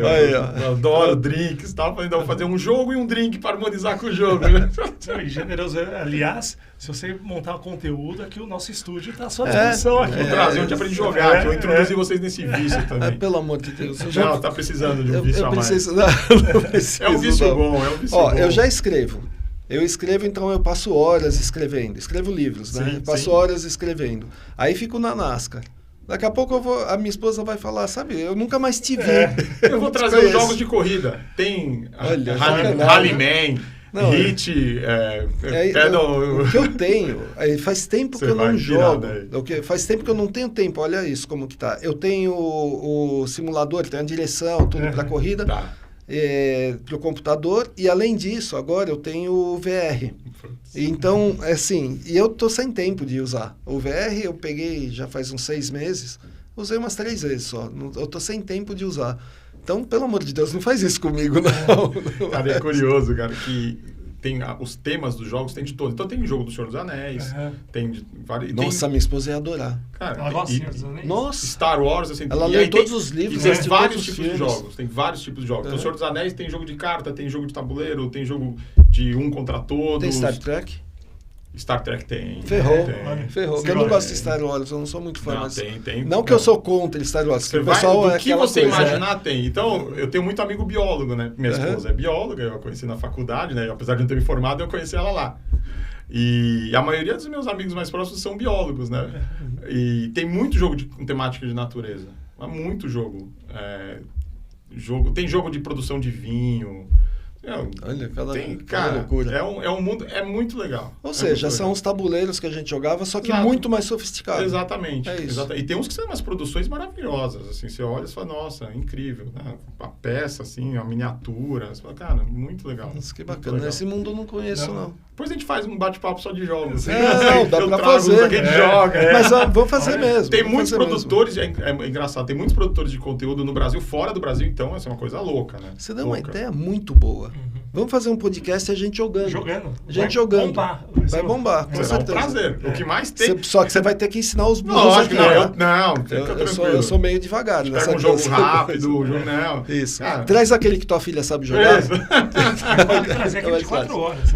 A gente já faz uma live. Uma live. Não, mas vamos fazer mesmo. Eu gostei da ideia. Só que é o seguinte, eu vou precisar colocar uma câmera aqui em cima. Colocando a câmera aqui em cima, a gente faz. Tem muitos produtores de conteúdo, muitos canais no YouTube, tanto brasileiros quanto fora do Brasil. Obviamente tem um monte. A maior feira de jogos é na Alemanha, né? Chama Spiel, não sei o que lá.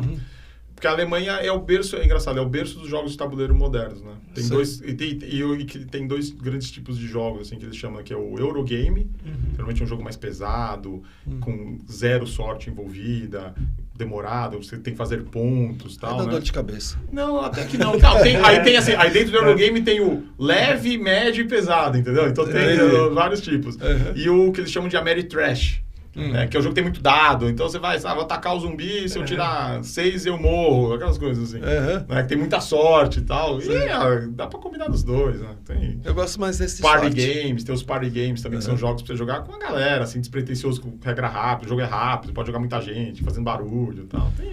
Que a gente se reunia, às vezes passava madrugada jogando. Jogando esses leilão de arte, jogando detetive. Leilão de arte era um jogo legal. O War é uma desgraça, War né? É infinito. Quando o cara pega que ele tem que conquistar o mundo e ele tá com sorte... Você não consegue entrar na Oceania nunca. Não, a Oceania é uma desgraça, né? E aí o cara vai devagar, vai matando todo mundo, matando... Você fica horas e perdendo horas. Vocês viram que tem agora um War de Game of Thrones? Com a temática. Tem o War Game of Thrones, tem vários... Tem um que é de Roma antiga, da conquista de Roma e tal. Esse daí tem também. Também tem o War Vikings também. Sim. Tem um jogo do Game of Thrones, um jogo de tabuleiro já, que é um jogo esse é um jogo para estragar a amizade, o pessoal fala. Que o jogo é bem Game of Thrones. Então você vai ser lá o Martel, você vai ser esqueci os nomes lá da casa, o Stark e tal, e você o Lannister e tal. E é um jogo que você só ganha o jogo fazendo aliança e traindo o seu amigo. O jogo é isso. O jogo é isso. Então, assim, você precisa conquistar aquele território, eu não tenho um exército suficiente. Se a gente junta, a gente conquista lá depois, aí o próximo eu te ajudo para conquistar ali. A gente vai lá, conquista o território dele, na próxima rodada já vou e conquisto o teu. Nossa, e o jogo é bem Game of Thrones. É um jogo para estragar a amizade. Ou seja, tem que tirar a faca de perna, tem que jogar com as pessoas certas. Machado, tem que jogar com as ninguém pessoas pode certas. Entrar armado. Porque... Tem um jogo muito bom baseado no Duna, no filme novo agora. Eu não assisti ainda esse filme. É bom? É tão porque legal o primeiro eu não gostei. Eu jogo. O primeiro você diz da época lá do. O bem antigo, bem antigo, é que, pô. Era muito parado. Não, foi meio parado. Então, esse atual eu acho um baita filme, cara. Tem umas partes paradas também. E eu nunca tinha lido o livro, né? Curiosamente, apesar de adorar ficção científica, eu nunca tinha lido o livro. Comecei a ler depois que eu vi esse segundo filme aqui agora. É do Villeneuve, Inclusive, o pessoal tava lá na CCXP. Não no dia que eu fui, eles foram no domingo. Foi o menino lá, o Timothy, esqueci o nome dele, lá, o principal. Foi o Aquaman, né? O de Aquaman. Foi esqueci o nome da atriz também. A Zendaya, que também estava acho que no domingo ou no sábado e tal. Que vai sair o segundo agora, né? Que ela vai ter mais destaque nesse ano. Agora ela vai, né? Eu vou ver. Eu vi de novo, inclusive terminei de ver ontem. Eu não consigo ver um filme inteiro, eu durmo, né? Eu vi metade anteontem e vi metade ontem de novo, eu vi no streaming e tal, porque eu acho um baita filme. É que eu tô na época de rever os filmes. Então tô revendo o que virou clássico, que eu fui assistir no cinema e já é clássico. Então, peguei o De Volta para o Futuro, assisti os 3 seguido. Aí peguei Batman, eu não devia ter assistido o primeiro Batman. Qual o primeiro que é com do Tim Burton? Do Jack Nicholson. Com o Jack Nicholson. Eu tinha uma lembrança muito boa do filme. É muito ruim. Mas você não gostou? Não, quando você assiste a segunda vez... Porque assim, pra época ele era ótimo. Ele era ótimo. A única coisa que desde a época eu não me conformei foi a escolha do Michael Keaton pra ser o Batman. Não tem nada a ver. Então, isso que... Na época eu já não me conformei, até hoje eu também não me conformei. Por que ele fica fazendo bico? Pois ficou famoso. Ele fica fazendo bico, né? Mas o segundo é legal. O segundo é bacana. Aí eu peguei... Segundo o que você diz agora. Não, em seguida. O que veio em seguida. Batman Begins. Não, o Begins. Batman Begins. Então. Que com Michelle Pfeiffer. Michelle Pfeiffer. Gato. Não, você tá falando do Batman novo, com o Christian Bale. Não é. É porque teve... Não é o Christian Bale, é o outro. O Ben Affleck? Não. Teve muito Batman. É que teve esse primeiro com o Jack Nicholson, aí depois veio um outro, que é esse que eu tô falando. Que é então com o Michael Keaton. Que é quando começa, ele mostra o início do Batman, ele indo lá pra montanha, ele treinando. Já é a próxima, a trilogia que veio depois, que é o Christian Bale. É Christian Bale, né? E aí É Christian Bale. Que ele vai, como ele se forma. Esse é legal, esse eu gostei. E depois o seguinte, que veio com o Heath Ledger lá, o Coringa, que ele ganhou o Oscar, morreu. Então, esse eu gostei, eu achei bem bacana. E teve o último recente agora, né, com o Robert Pattinson. O Robert Pattinson, que todo mundo também torceu o nariz quando falavam que ele ia ser o Batman, que ele fez o Crepúsculo lá, né? Mas... Ficou legal. Ficou legal, cara. Olha, um filme diferente. Ficou legal. Porque não parece bem mais dark, assim. O Batman tem esse lado, né? Muito... É dark, né? Dark, total. E eu tava com a cabeça muito cheia, aí eu fiz uma maratona de Dini é um Gênio e de Zorro. Nossa, você foi longe. Foi longe. Dini Mas Dini é um Gênio é muito legal. Bom. É muito muito bom. É assim, é pra esvaziar. Você não vai... Teu cérebro, teu neurônio não vai trabalhar nada. Nenhum neurônio vai conversar com o outro. Mas você falou esse negócio de ver filme antigo, que você tinha que você se decepcionou depois. Sabe o que aconteceu comigo, que eu vi assim? Cara, parecia, porque eu vou falar uma heresia, né? Mas foi o ET. Sério? Sério, cara. Eu vi ET no cinema, né? Pequenininho. Sim, chorou, claro. Caramba, tal. Depois, acho que vi depois que passava na Globo, né? Os filmes e tal. E... Aí, uma parte da curiosidade. No começo do filme, os irmãos estão jogando Dungeons and Dragons, né? O RPG. Por isso que ele quer jogar, eles não deixam, falam, não, você é muito pequeno e tal. E aí ele sai, encontra o ET lá do lado de fora, e ele fala, os caras acham que ele tá... Ah, você tá inventando só porque você quer jogar, você achou um personagem, né? E aí eu pus pra minha filha assistir, eu faço muito isso, eu gosto de pôr esses filmes assim. Ela chora em tudo que é filme, coitada. Ela chorou tanto no ET, chorou tanto. Mas ela chorou quando ele morre, depois que ele desmorre, quando ele vai embora. Ela só chorava, tadinha. Eu quero apresentar pra minha filhada. Só que a minha esposa fala, não, ela vai chorar. Ela vai chorar com esse filme. Mas ela chora em todos os filmes. Todo filme da Disney, por exemplo, é sempre assim. Dá tudo errado até a hora que dá certo. Então, toda hora que dá errado... então ela, quando ela era menor, ela gostava lá do Frozen, que hoje eu já não gosto mais, mas ela gostava lá da Elsa e tal. E aí dá tudo errado, morre os pais, morre todo mundo e tal. Depois fica tudo bem. É sempre assim. Mas o ET, cara... Eu tinha uma visão totalmente diferente assim, na minha cabeça. Então. Quando eu vi... Cara, não é um baita filme. É que tá. Eu acho que a gente tem que tudo contextualizar, né? Sim. O que ele trouxe de inovação, né? De toda, sei lá, narrativa e tal. Como isso mudou, né? E para quem entende mesmo de cinema, claramente vai saber identificar melhor isso. Era uma época que se falava muito de alienígena. Se falava muito. Teve Contatos Imediatos do Terceiro Grau. Que foi um clássico, né? E então se falava muito. Então, no contexto, o filme era muito bom. Eu não vou assistir para não estragar. Senão vai estragar. O Spielberg, eu lembro que ele era muito assim, criticado. A gente adorava, todo mundo consumia Spielberg. Só que ele era criticado porque os filmes eram muito infantis, pelo menos era essa a ideia. Quando ele fez a lista de Schindler, aí mudou o conceito dele, que ele era, aí foi uma fase mais adulta dele. Sim. Mas é bacana. Eu assisti agora um que, assim, eu acho que o diretor deu uma exagerada, que é aquele O Mundo Depois de Nós. Você assistiu? O Mundo Depois de Nós. Com a Julia Roberts. Acabou de chegar no Netflix. Não vi ainda não. Eu acho ele muito parado. Se fosse um outro diretor, faria ele um pouquinho... Ele tem 2 horas e meia, uma coisa assim. Com 2 horas ficaria perfeito. A mesma história, a história é boa, é boa pra caramba. E assim, você vê o que acontece, o que vai acontecendo. Não vou dar spoiler, lógico, né? Mas o que vai acontecendo é muito bom. Só que ele fica muito parado o tempo todo. Foi esticado o filme. Tem meia hora mais do que devia. Tem meia hora mais do que devia. Mas assim, o filme é bom, é bem legal. A ideia é muito boa. É de um livro, né? É de um livro, é muito bom. O pessoal deu uma criticada no final, mas eu não vou contar também, porque eu não achei ruim, não. Achei legal. Mas assim, talvez um outro diretor faria melhor. Eu acho que um outro diretor ia fazer melhor. Mas é bacana, você gostou? Eu gostei. Um filme interessante. Interessante pra assistir. Minha esposa não gostou. Particularmente, a gente assistiu juntos, ela não porque gostou. Ela não deve gostar de coisa parada, de filme parado. É bem parado. É bem assim, muito pensamento, muito diálogo. O Duna que eu falei pra você ver não é tão parado assim também, pode ver. Não, acho que você tem que ver. Eu vou ver, lógico que eu vou ver. Tem que ver. Lógico que eu vou ver. Porque ele tem uma... Ainda mais que é de ficção. Não, pô. Eu adoro ficção. Eu sou... Você Bom, escrevo ficção, né? Não, é que eu cresci... Uniforme, pode falar. Eu cresci... Você vai na CCXP vestido de... Mas você vai gostaria... de Capitão Kirk ou de Picard, assim? Eu ia de Kirk. É o primeiro. É o Kirk, que é isso. Eu adorava também. Então, mas eu cresci assistindo com meu pai, né? Então... Ele é da década de 60, mas na década de 70, 80 passava direto na TV. Mas essas séries dos anos 60, os desenhos, eles passavam... Não tinha tanta produção de conteúdo, né? Então eu via... Pô, sou de 74. Na década de 80 ainda passava Terra de Gigantes, passava o Túnel do Tempo. Muito achava bom, muito legal. Muito legal. Então, continuou os desenhos mesmo, da Hanna-Barbera, todos eram... Ficavam, né? Hoje em dia não, as coisas vai evoluindo muito rápido. E desenho saiu da TV por causa da proibição de propaganda, né? E propaganda de brinquedos. Foi verdade, proibido. Né? E aí você vai passar um desenho e não vai poder fazer propaganda para criança. Aí verdade. tiraram, aí colocaram aqueles programas lá no lugar que eu não vou nem comentar.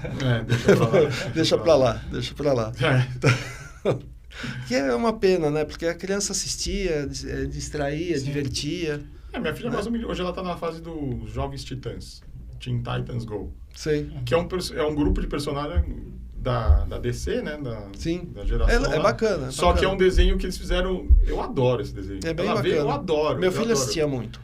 E ele tira muito sarro, né? Tem um quê de Simpsons diferente totalmente, mas que são os heróis lá, os Jovens Titãs, mas eles são meio pré-adolescentes, né? E eles tiram muito sarro de coisas que só os adultos entendem. Hoje mesmo ela tá vendo de manhã antes de ir pra escola, que eles vão fazer uma aventura espacial. Isso. Aí todo mundo aparece vestido de Star Wars, assim, e o Robin tá de Capitão Kirk. Eles falam, não, essa daí não, esse aqui é muito mais legal, porque a gente vai fazer ciência. Os caras, que chato, ele obriga todo mundo a vestir de Star Trek. E ele encontra lá o Darkseid e começa uma discussão política. Os caras, que chatice isso, não sei o que lá. E ele fala, agora vocês têm que todo mundo cantar a música. E começa a fazer, E aí eu falei, filha, você quer ver de onde que é isso? Eu pus o tema porque ela não tinha visto essa referência nenhuma, né? Ela acha legal, mas não tem a referência. Cara, eles tiram sarro de tudo que tem da nossa idade. Assim, isso é muito legal. Muito legal, cara. Muito legal. É bem bacana. E... Bom, eu tenho a coleção do primeiro, né, da primeira versão do Star Trek. Da série. Que é Jornada nas Estrelas ainda. Jornada nas Estrelas. Eu tenho, mas eu tô sem o DVD, eu preciso comprar um aparelho de DVD. E os filmes... Das últimas, porque teve do J.J. Abrams, né? Não gostei. Não gostou na verdade é o seguinte, quem cresceu assistindo a primeira não vai gostar de nenhuma outra. Vai achar legal, tal, mas... Você vai ter seu preferido. Mas assim, teve os filmes, né? Sim, os filmes são muito bons. Os filmes são muito bons. Primeira, né? Da primeira série. Com eles mais velhos. O primeiro já não achei tão legal. O segundo, A Ira de Khan, que eu achei mais legal de todos. A Ira de Khan é muito legal. Mais legal. Depois tem o outro do Spock e tal. Aí depois começa a ficar uma porcaria, né? O quarto ali, que eles vêm salvar a baleia na Terra. O quarto é ruim. O quarto é ruim. Depois teve o outro, foi muito ruim. Aí veio a segunda geração, né? Lá da Next Generation, que era o Picard e tal. Era uma série que eu gostava também. Eu gostava. Muita gente ficou muito fã dessa série, né? E tinha os spin-offs também e tal. Depois vieram os filmes os filmes dessa série eu já não achei tão bom. E agora tem esses novos aí que você mencionou, né? Que é o Kirk jovem, né? O Kirk jovem, o Spock jovem. Até vou dar uma olhada. Esses novos são legais. Engraçado, eu gosto muito daquela série Big Bang Theory. E o Sheldon, eles são ultra nerd. Eles vão na CCXP lá de San Diego, né? Eles vão sempre, todo ano, é o que eles sempre falam, né? E aí ele sempre... brincaram com ele, não sei o que ele tinha que fazer, que ele não aceita mudanças, né? Ele fala, não, mas você não aceitava também o Zachary, esqueci o nome do ator, que faz o Spock novo. Fala, não vale citar isso aí, porque essa aí realmente, que todo mundo realmente elogiou muito esse ator fazendo o Spock novo, e todo mundo fala, não pode ter outro Spock, impossível, não, Leonardo Nimoy. Se encontraram, ele encontra, nossa. Agora, qual era aquele amigo do Sheldon, que ele participou dessa... Will Wheaton. Will Wheaton. Sim. Que ele faz papel de Will. Exato. E ele tem um canal de board games. Nos Estados Unidos. Olha. Ele tem um canal de board games que ele joga, até que ele é um ícone da cultura, né? Geek e tal. E ele tem um canal de jogos de tabuleiro. Que bacana. Olha só como as coisas vão, né? Esse universo. Vocês vão juntando. Deixa eu te fazer 3 perguntas e você responde o que vier na tua cabeça. Tá bom. Tá? Rapidinho, tá? Futuro. Olha. Rapidinho. Futuro. O meu futuro agora eu só quero tranquilidade. Beleza. Eu não quero... todo mundo quer, não quero estresse mais na minha vida. Aí não vale porque todo mundo quer. Eu quero dinheiro e tranquilidade. Aí a saúde eu compro, as outras coisas eu compro. O desejo. Agora, depois que você virar pai, eu só quero que minha filha tenha uma vida feliz. Bacana, é isso que eu mais penso. Não tem jeito. É incrível como a gente muda a cabeça, cara. Muda completamente. Eu só quero que ela óbvio que não vai ser possível, que eu não sofra nunca na vida, a gente só pensa nisso, né? A vida é assim, né? Eu já falei para os meus filhos, a vida é alto e baixo. Eu quero que minha filha tenha uma vida feliz. Que se você não tiver o baixo, você não aproveita o alto. Fica tudo chato, né? Exatamente. E um livro ou uma série? Eita, aí complicou, hein? Tá bom, então vamos melhorar. Um jogo. Não, estamos falando, piorou ainda. Estamos falando de tanta coisa aqui, cara. Ou pode ser um filme, alguma coisa que te marcou. Bom. Filme, vou falar um de cada, então. Vamos lá. Uma série, adoro séries, adoro Stranger Things, mas uma série pra mim que eu achei demais foi Breaking Bad. Eu ainda não assisti, você acredita? Achei muito legal. Ainda não assisti. Legal, incrível. Muito legal. Um filme,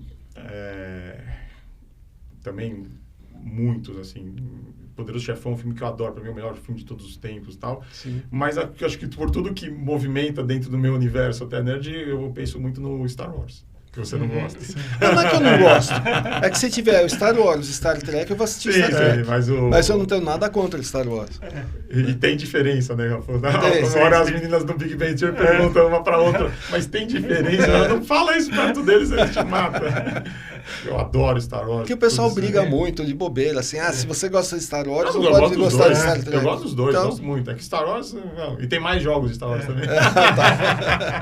Entendi. E aí eu vou falar um jogo, então, e um jogo que até de todos que eu gosto, assim, é o jogo do Duna Imperium. Chama Duna Imperium. Bacana. É um jogo muito legal. Faz o teu jabá aí, deixa o teu contato, tudo pro pessoal entrar em contato. Tem o meu e-mail pessoal mesmo, que é o que eu estou usando, né? gbgeneroso@gmail.com. E ainda estou no universo do marketing esportivo, não abandonei totalmente. Depois, quando começar dos games, a gente também faz um outro trabalho, mas gosto muito do esporte, ainda acompanho bastante. É um universo que eu sempre não saí das comunidades de marketing esportivo, pelo contrário, acompanho todo o trabalho que tem. Como eu falei, tem muitos profissionais hoje, um mercado bem melhor do que na época. Poxa, lá 2001 era sofrido trabalhar com esporte, as pessoas nem entendiam que você ia trabalhar com esporte. Sim. Ainda mais esporte olímpico, né? Sim, hoje, mais complicado ainda. Eu gosto muito de pessoas que falam assim, mas a gente está anos-luz dos Estados Unidos. Tudo bem, mas a gente estava, sei lá, milênios-luz antigamente. Já está se aproximando. Já está bem melhor. Acho que o Brasil tem muito potencial, né? O tamanho do Brasil, a diversidade da nossa população, você tem um biotipo para qualquer tipo de esporte e tal. Acho que o que falta, eu sempre me pergunto assim, o que falta, sei lá, para o esporte do Brasil alavancar? As pessoas precisam gostar mais de esporte no Brasil. E você gosta de esporte como praticando. Praticando. Se você ou vendo também. Mas porque, se você não começa a praticar, talvez você não tenha interesse em ver. Entendeu? Mas mais ou menos, porque assim, por exemplo, o vôlei, ele não existia no Brasil. Não. Ele não existia. Não. Aliás, Luciano do Vale, cara, Luciano do Vale trouxe o vôlei. É um dos caras da história do esporte. Ele fez um programa de esporte, também o sócio brincava. Ele fazia a gente acordar às 8 da manhã para ver sinuca. Sim. Para ver o Rui Chapéu jogar. O Rui Chapéu. Gente, como assim? Ele era bom em mostrar o esporte. Eu fui jogar vôlei porque eu vi primeiro o esporte. Né? Então você vê também é muito importante. Você vê também muito importante. Luciano do vôlei, né? Luciano do vôlei. Só que era o Luciano da Indy, Luciano da sinuca, Só que o grande problema é o seguinte. Aí você fala, beleza, vou jogar vôlei, tá? Ou o pessoal fala, vou jogar tênis na época do Guga. O Guga, o Brasil perdeu. Ou o César Cielo, né? Vou nadar. Aonde? Aí complica. Vai jogar tênis aonde? Né? Tênis super difícil. Não dá tem. Um local legal para jogar, para quem puder virar sócio, é o clube da OPM. Então, mas você tem que virar sócio de um clube. Nadar, então, é mais difícil ainda. Então, acho que o que falta para o Brasil, aí acho que nisso eu acho que é uma política mesmo de governo mesmo, de facilitar, o maior investimento que o governo tem que fazer é facilitar a prática esportiva. Sim. Então, as escolas, você ter uma quadra decente na escola para jogar, você ter lugares nas escolas públicas. Que escola particular mas você vê, tem, eu estudei numa escola super tradicional aqui em São Paulo, que é o Dante Alighieri. Tem um monte de quadra lá, tal. Não tem piscina. Não tem piscina. Não uma dá escola particular, Uhum. entendeu? São que poucas escolas que têm É o que eu piscina. ia perguntar, qual que tem? Eu não tô lembrando Aí agora. aí a gente estava falando dos Estados Unidos, né? Uhum. Qualquer colégio lá tem Sim. uma estrutura de esporte e lá o esporte faz parte da cultura deles. Sim. Não é só um esporte. Tudo bem, tem o beisebol, que é o esporte ali, né? Nacional deles, né? Futebol americano, mas o esporte em geral faz parte da cultura deles. Eles praticam esporte. Eles gostam de esporte. Algum esporte pratica. Algum esporte ele pratica, né? Tem muito contato, tem a facilidade de praticar. Se não quiser praticar, é porque não gosta, porque não quer. Mas ele tem onde praticar o esporte, né? Aqui é complicado. Pra você Aqui não praticar. tem. Então, assim, enquanto as pessoas não tiverem mais contato com o esporte, sempre vai ficar em segundo plano, né? Isso é uma coisa que eu sempre procurei para minha filha. Eu jogava handebol, né? Até hoje jogo de vez em quando os campeonatos de veteranos. Dei uma bola de handebol para ela, bola de futsal, bola de basquete, jogar. Eu cheguei a jogar handebol na escola. Eu jogava bem. Então. Handebol, eu jogava muito mal futebol. O Futebol handebol era terrível. é engraçado. O Brasil é bom de handebol, né? O Brasil tem muito atleta. Sim. O Brasil foi campeão mundial feminino de handebol, né? Já teve melhor atleta do mundo no masculino. Olha que coisa. E o handebol, e aí o pessoal de educação física falando assim, é o esporte mais fácil para uma criança aprender. Por que ela faz? Ela corre e arremessa. Corre e arremessa, entendeu? Para uma criança é muito mais fácil do que você ensinar o futebol, que exige uma coordenação com os pés ali, né? Que uma criança pequena demora mais para desenvolver. O handebol não. Né? E ele é muito praticado tanto por meninos e meninas, né? Na nossa época era muito comum. Os meninos jogavam futebol, as meninas jogavam vôlei e handebol jogava todo mundo. Né? Então, bem isso era isso, né? Agora, obviamente, isso quebrou um pouco, né? Ainda os meninos jogam mais futebol do que as meninas, mas tem muita menina que joga futebol, gosta e tal. E o handebol tem essa facilidade. Mas é aquele negócio, voltando na discussão, oferecer oportunidade para as pessoas praticarem esporte.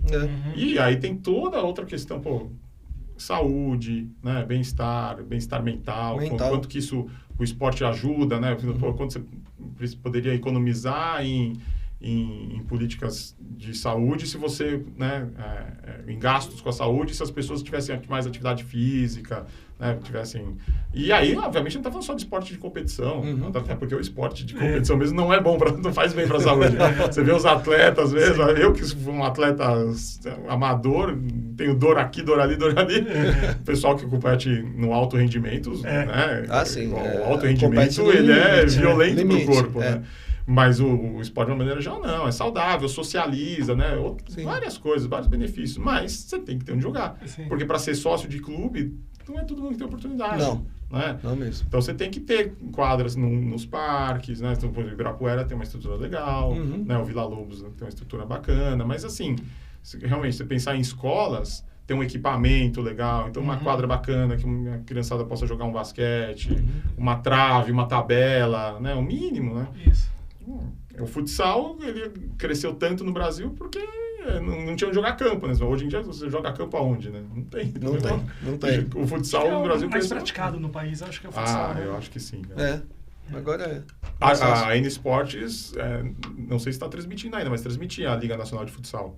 Transmitiu durante várias temporadas.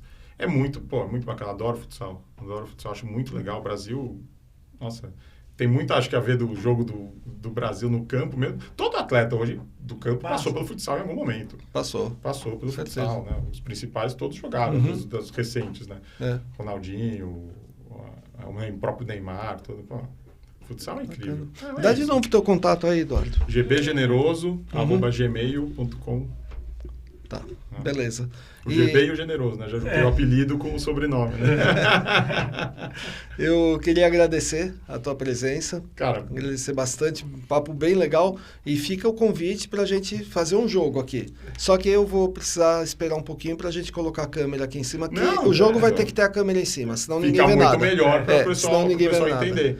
E a gente prazer, vai fazer um jogo muito aqui. Legal, foi um bate-papo mesmo. Bem bacana, muito bate-papo. Gostoso, Às vezes o pessoal confunde com entrevista. Fala assim, mas tá cortando o entrevistador. Eu não tô te entrevistando, tô batendo papo. Tudo aqui, né? A gente tá batendo não papo. Não falamos de drinks ainda. Então, ainda tem mais coisas pra falar. O problema é que a gente não pode beber enquanto faz, né? É verdade, você não pode beber na frente da câmera, coisa assim. Sim, lógico. Mas se for alguma coisa para comércio, né? Por exemplo, você pega uma cerveja, tá fazendo propaganda da cerveja, você não pode beber. toma multa. Toma multa. E lógico que um drink, se, por exemplo, alguém traz um drink pra gente, a gente pode beber. Olha que coisa, olha que coisa estranha, né? Mas vamos fazer o do jogo. Mas vamos fazer o do jogo, é só sim. me chamar. Beleza. Fechado, Fechado, já está combinado. Legal, então, queria agradecer mais uma vez, agradecer o Duca. Duca, faz o jabá lá do programa também. O programa Amizade Arena, lá na Rádio Amizade, amisadewebfm.com, todas as segundas-feiras, a partir das 7 da noite. E tem no Spotify também, você coloca lá Amizade Arena. Aliás, procura lá um episódio, Amizade Arena 16, que fala sobre NASCAR especial, que teve a participação do Sidney Piesco. Então, não perca, muito bacana. E a gente vai parando por aqui, que a bateria está acabando. Falamos, hein? Falamos. Então, eu queria agradecer muito a presença de vocês. Não esqueçam de dar o like. Olha, gente, o peteleco no like é muito importante, ajuda muito a gente. Se inscreva no canal, também ajuda muito a gente. E mais uma vez, muito obrigado para vocês. E a gente foi. Obrigado.